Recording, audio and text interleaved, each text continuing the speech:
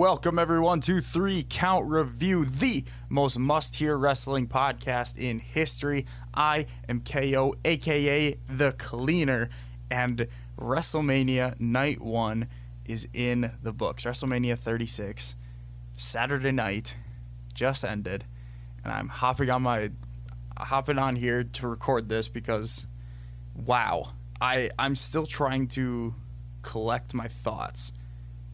I mean, maybe I'm still on the hype of that last match, but I had a lot of fun watching wrestling tonight. And maybe it's better to say I had a lot of fun being sports entertained tonight.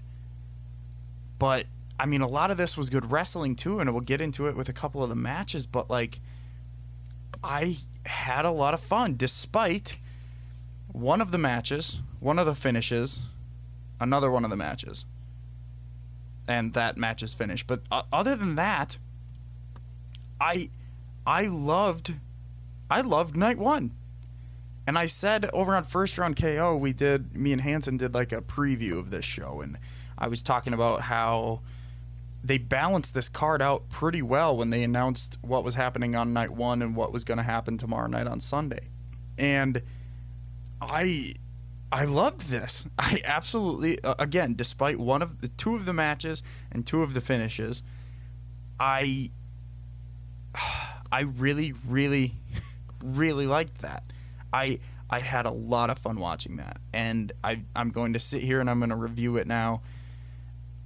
I'm trying to collect my thoughts. I wanted to start recording this and get my thoughts out right away, but wow, just wow. I was expecting to watch that and like 1 or 2 of the matches. You know, I was hyped for a couple of the matches on here. I was excited to see a couple of these things happen.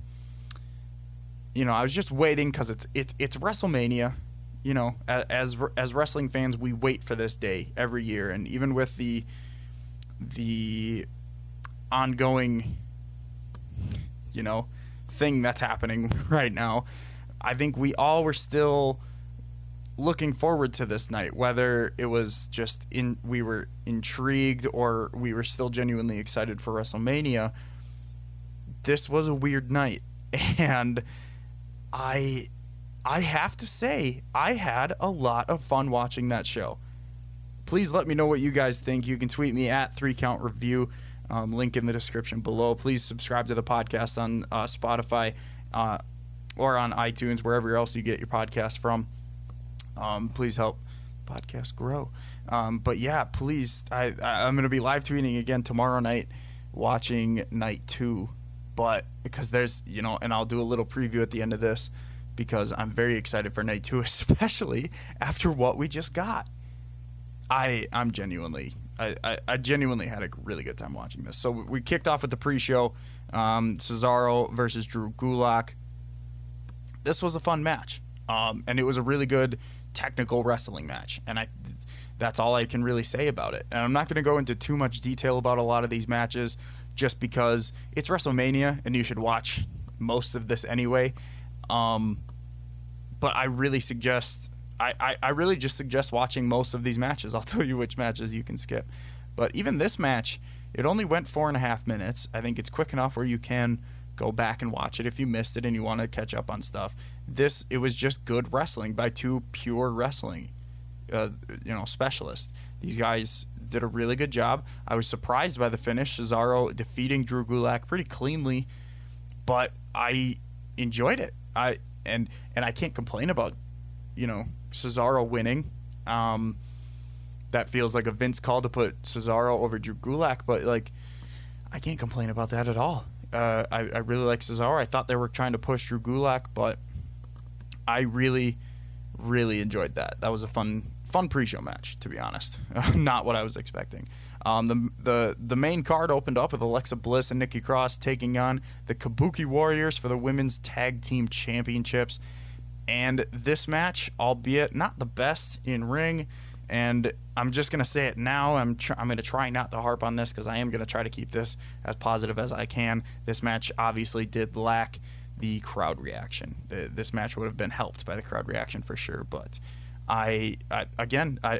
not too much to complain by. Nikki Cross does a really good job of still kind of pandering to the crowd, but not making it seem like she's doing it because she has to, or because, you know, she's almost pandering to Alexa when she's on the ring. She's trying to get Alexa pumped up, and obviously Asuka and Kairi Sane just do a really good job of.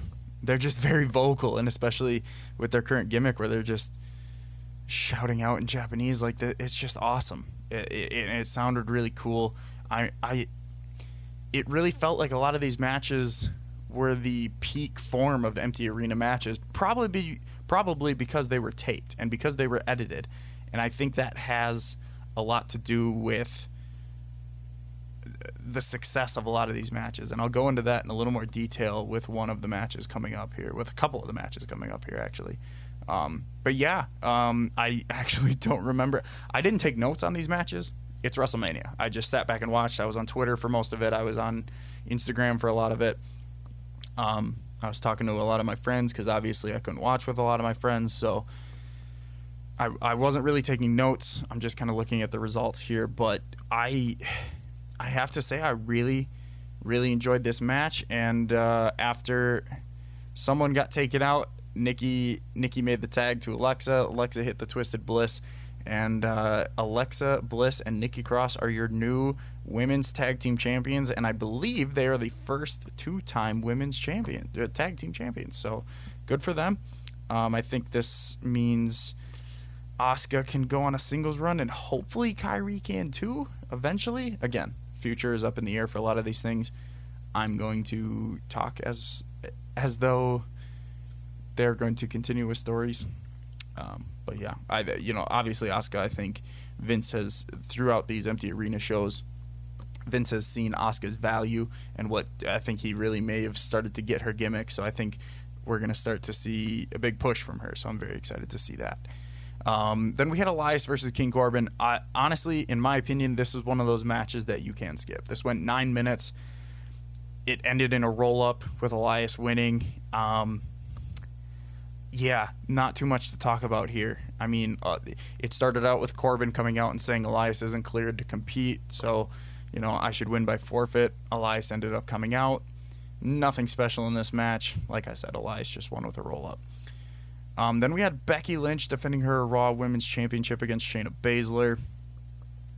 This was actually a really good match, and it was hard-hitting, and you could tell by the way that this match was put together that, because, all of us, most of us, I should say, going into this knew that this was all pre-taped and then it was edited, so you're kind of looking at it from that point of view, and it was really well produced, honestly, and it was a fun match. I really enjoyed the match, but as so many people do with the Coquina clutch or the Karafuda clutch, Becky Lynch rolled through and pinned Shayna's shoulders to the mat for the 3 count to retain her Raw Women's Championship. I just don't. There wasn't really much of a angle after the match. It does feel like we're building to Ronda versus Becky, but in my opinion, you can do that match without the title while also doing Shayna with another feud. Like, it just feels like we. It feels like we sacrificed the rest of the women's division, much like we did with Ronda. We sacrificed the women's division to Shayna in that elimination just for Shayna to lose to Becky. And, and because this was a roll-up, Becky kind of got away with one. She didn't steal it by any means. It was a roll-up. That's not stealing, but she did kind of get away with one. She outsmarted Shayna. Shayna might have a claim at a rematch, and they might do that down the road, but yeah, I was disappointed by this. I really think Shayna should have won, and I hope that doesn't damage her on the main roster. If she stays up there, we'll see. I'm not exactly sure, but overall, good match. I was not a fan of the finish, at least. Next, we had Sami Zayn defending his Intercontinental Championship against Daniel Bryan, And this was fun just throughout the whole match, as I think a lot of us knew it would be. From the beginning, Cesaro, Nakamura, and Gulak all got involved, and they were all taken out pretty early. Daniel Bryan dominated most of the match, and then there was a distraction at the end of the match where the heels distracted Daniel. Daniel got caught with a haluva kick while he was attempting a dive, which was pretty awesome, and Sammy pinned him clean for the 1-2-3. Sammy retains the Intercontinental Championship. I think this is building to maybe Daniel coaching Gulak into an Intercontinental Championship match, which is why I thought Gulak would have beat Cesaro. But I think maybe eventually, if Vince lets him continue telling this story, that's probably where it's going to end up. But yeah, other than that, just again, a really good wrestling match between two fantastic wrestlers. That's really all I can say about it. Next we had, if we're talking in-ring matches, because I'm going to exclude the main event because that is a whole thing unto itself. We're talking in-ring matches. This was match of the night. John Morrison defending his tag team championships against Jimmy Uso and Kofi Kingston. It was a singles triple threat match for the tag titles in a ladder match. And holy crap, they just gave their bodies, and there was spot after spot after spot in this match, and there things that we've never seen in ladder matches before, and just crazy bumps that, there was one where Jimmy fell off of a tall ladder onto the floor, and you could tell by the editing that he probably didn't actually take that bump, which is good. That you don't have to take that bump if you don't have to, with the power of editing. So I was just really thrown back by this match and really impressed, and I had a lot of fun. I was really entertained by this match. It was really good. It went 18 and a half minutes, and it was a really cool finish. All three guys were at the top. They all took the tag belts down on the little hanger thing that they have on the carabiner. They unclipped it from the carabiner, and all three of them had it. And Jimmy and Kofi knocked Morrison's head on the ladder, and Morrison fell off the top of the ladder, but he had both of the belts in his hand, and he fell to the ground, so he retains his and Miz's tag team championships, which I told one of my buddies, this is an inspired choice to have as a finish for this match, because it's a very, very risky finish to plan in front of a live crowd, because say Morrison falls and he only brings down one of the titles. Well, then what do you do? Because of the power of editing and because of the circumstances we're under, they were able to, possibly shoot this once or twice if he messed it up at one point. Or, they just had that fallback of playing it over, retaping it if they needed to. I thought that was amazing. That's a finish that, again, it's extremely risky to call to do live. So I thought that was a really, really great choice to do that. I thought that, again, apart from the Boneyard match that main evented, we'll get to that in a second, but apart from that, the best in-ring match tonight goes to this triple threat ladder match. It was just incredible by these guys. Really, hats off to them for doing what they did with an empty arena. I really enjoyed that. Kevin Owens versus Seth Rollins. I don't remember much of so this was a tale of two matches almost. Seth kind of dominated the first half of this, and he ended up hitting Kevin Owens with a ring bell, and that caused the disqualification, and he just kind of beat him up, and then he started leaving.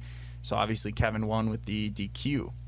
But then Kevin got on the mic, and he said, hey, I thought you were Mr. WrestleMania. Why don't we finish this right with a no disqualification match? So this became a no DQ match. And they just kept hitting each other with everything. The ring bell again. They were using chairs. They were using everything.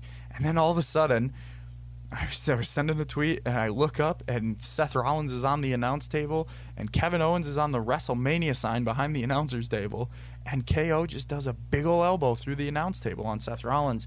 That was just awesome. Rolls him back in the ring, hits the stunner. 1, 2, 3, Kevin Owens beats Seth Rollins. Again, just a really fun match with a lot of spots. I was sports entertained, and I think that's really all I can say about it. It was just a fun match. It was really, really fun. And then we come to the Universal Championship match, which I think a lot of people thought would main event the show, being it a World Championship match. But it was Braun Strowman versus Goldberg. I put out a prediction before the match that it was going to be 2 minutes and 15 seconds. It ended up being 2 minutes and 12 seconds. Big old face off, 3 spears from Goldberg, and 3 kick out from Strowman. I guess it was just the 1 kick out, and then 3 power slams to Goldberg, and Braun Strowman is your new Universal Champion. Not necessarily the way I would have predicted it. I can see why they did it, and I was talking to my mates about this, and like, I haven't been sold on Strowman because he hasn't done anything. He just won his first singles belt with the Intercontinental Championship, but then he lost it right away. Didn't do anything after that. Literally didn't do anything after that. Just got thrown into this match, and now he's winning this. So, like, I'm not sold on Strowman right now, and I haven't been for the longest time because he's just a big guy with fun spots.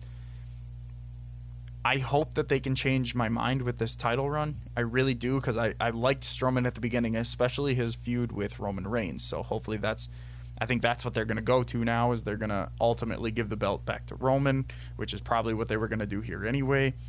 Strowman versus Roman should be a really good feud. Not too much to complain about here. Goldberg isn't champion anymore, which I can hang my hat on that, so that's good, but nothing special here as far as the match goes. It was your standard Goldberg match in 2019, 2020. And then we come on to the main event, which was The Undertaker versus AJ Styles in a boneyard match. And what else can I say but this was phenomenal. And I saw Matt Hardy tweet after this about how, pre-taped location matches can work with the right characters and the right story, and he's absolutely correct, because this was amazing. AJ showed up in a hearse, in a coffin, and he, Undertaker's music playing, but then the hearse opened and it's AJ, and his music started playing, and he's laughing, ha ha ha ha, and then all of a sudden Undertaker rolls up, badass Undertaker. I don't know if it's supposed to be badass, but it was badass Undertaker. He had the headband, and he had the vest on, and he was riding he rode his motorcycle to the graveyard, and AJ did get dominated for most of the match. A lot of people will probably argue that AJ got buried in both the literal and figurative sense of the word, but listen, you just have to go and watch this match. I cannot do this match justice. It was both just great banter. It was fun. It hooked me. It was just so well done. I absolutely loved every minute of this. Every minute of it. Even at the end, a couple people, some people started to turn on it because maybe it was a little slow or whatever. I don't know. I absolutely loved every second of this. It was so much fun. There's not too much else I can say about it. Go and watch this. Undertaker did end up winning by burying AJ Styles. Yes, you can say that AJ is technically now dead in kayfabe. I'm sure they'll work their way out of that. But this was awesome. It was awesome. And I'm not even kidding. Tomorrow morning when I wake up, I'll realize, there's probably another one out there. But this immediate thought was one of, if not my favorite WrestleMania main event matches. And I cannot believe AJ Styles versus Undertaker. I'm at a loss for words. You need to go and watch this boneyard match. If you have not already seen it, I don't know what you're doing listening to this podcast right now. Go and watch this boneyard match. It's absolutely phenomenal. I loved it. Undertaker won. That's all I gotta say. Go watch. It's full banter. It's hilarious. So, a couple of other things I did want to touch on. I think Mojo Rawley pushed Gronk out of the way to win the 24/7 championship at one point. That was a weird spot in the night. They had 2 different commentary teams of Michael Cole and JBL and Byron Saxton and Tom Phillips at different points in the night. To be honest, I didn't pay attention to them very much. I was watching a live reactions with some of my other buddies and, talking to other people, tweeting out, trying to interact with everyone. So I didn't pay attention to the commentary too much, but they didn't hurt it as far as I could tell. I think I'm thrown back by how much I actually enjoyed that match, because me and a lot of my friends were going into this just thinking, man, this isn't WrestleMania. There's no crowd. The build is weird. It's pre-taped. We're not all able to watch it together. We were just all kind of, we're gonna watch it. It's WrestleMania, but man, the way we were talking in our group chats, everyone who watched absolutely enjoyed the hell out of each other. Like this was so much fun watching. And that was only night 1. That was only half of the matches. And I said in the first round KO preview, I think they did a really good job at balancing out the 2 nights. I think they did a really good job of putting a very solid card out on Saturday and a pretty stacked card as far as the top of the card on Sunday. I think it was pretty balanced. It's top heavy on Sunday, but it was very balanced on Saturday, meaning I think they balanced it out pretty well. So the matches we get to look forward to tomorrow, the pre-show, Liv Morgan versus Natalya. Sure, not high hopes, but hey, we'll see what they can do with it.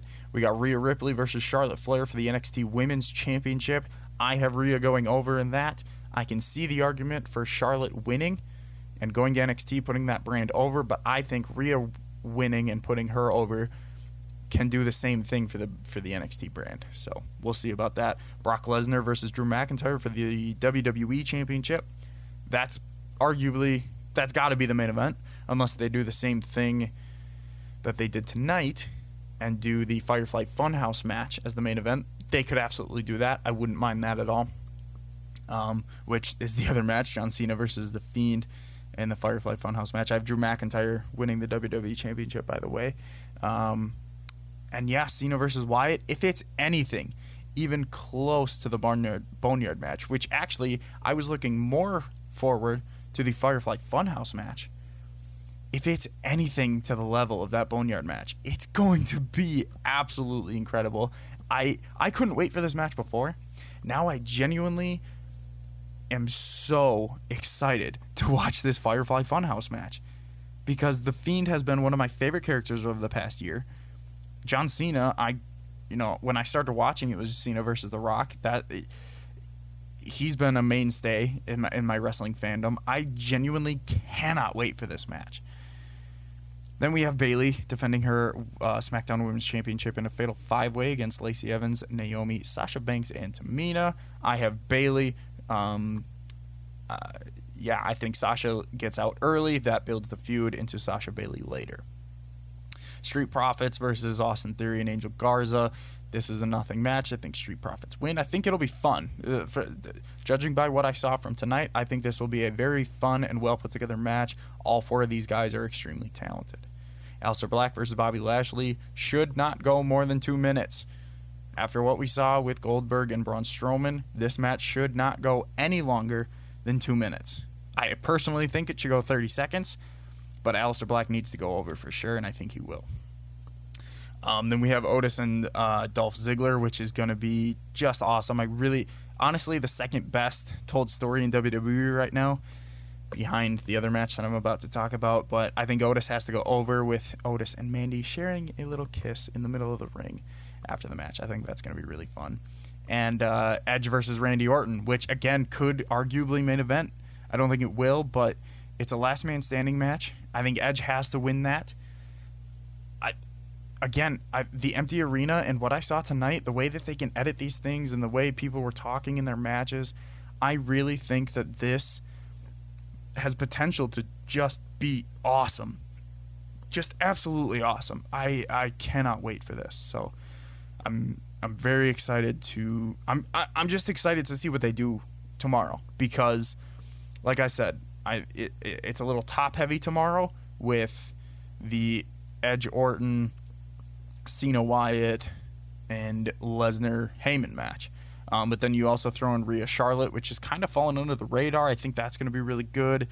The tag match should be really fun. Black versus Lashley should be, again, 30 seconds. But Otis Tucker should be a really good story, a really good moment. Hopefully, Otis Ziggler should be a really good story. The Bayley match could end up being really good with multiple people. We saw the multiple people matches kind of do really good tonight too. So, and Drew McIntyre's got to go over. Drew McIntyre's got to beat Brock Lesnar. But I'm really excited. I fully expect also to see Gronkowski win the 24/7 championship tomorrow night. I think that storyline's going to continue. Why not? I'm not a fan of Gronkowski right now. I shouldn't say that. I have a Gronkowski jersey. He's one of the better tight ends in the NFL, and as a football fan, I respected that. I have his jersey. But man, as a person, as a personality, as a character in WWE, good God, right now he is just intolerable. I cannot stand him and Mojo right now. So don't really care about anything that happens there. But yeah, night one overall reaction, I'm going to give it a 4 out of 5. And I feel weird saying that. But, that's how I feel right now. Immediate reaction. You know what? I'm coming out after, 30 minutes after the match, 40 minutes after the main event. It was a genuinely fun time. And I had a really good time watching wrestling. I had a really good time being sports entertained. And even though a lot of us are watching this by ourselves, I still had a very good time interacting with people on social media and on YouTube with watch-alongs and everything. It was a genuinely good night to kind of get away from everything and distract us. So thank you, WWE, for that. And thank you all for listening. Please, like I said at the beginning of the video, subscribe on iTunes, Spotify, or wherever else you get your podcast. Rate, review, do whatever you need to do to help this podcast grow. The future of wrestling's a little shaky right now, so I will keep you guys updated. I want to do more frequent episodes. We'll see what happens. If AEW keeps running, maybe I'll just do an AEW show every week. We're going to see what WWE does. I'm not exactly sure, but I will keep you guys updated. Thank you all for listening, and I will see you tomorrow night for Wrestlemania Night 2. Don't make me feel this again. Things are getting eerie like the lake that's down in Michigan. Had a good year, kinda tired, where the Michelin. At the finish line, go get the checkered flag. Take a couple more shots, that's extended mag. I don't mean to brag, you smell the scented bag. I pull up solo at the function, I'm a tennis stag. Stone cold bachelor, acid rapping chancellor. Couple years an amateur, but never had a chance where you see me as a challenge to manage it into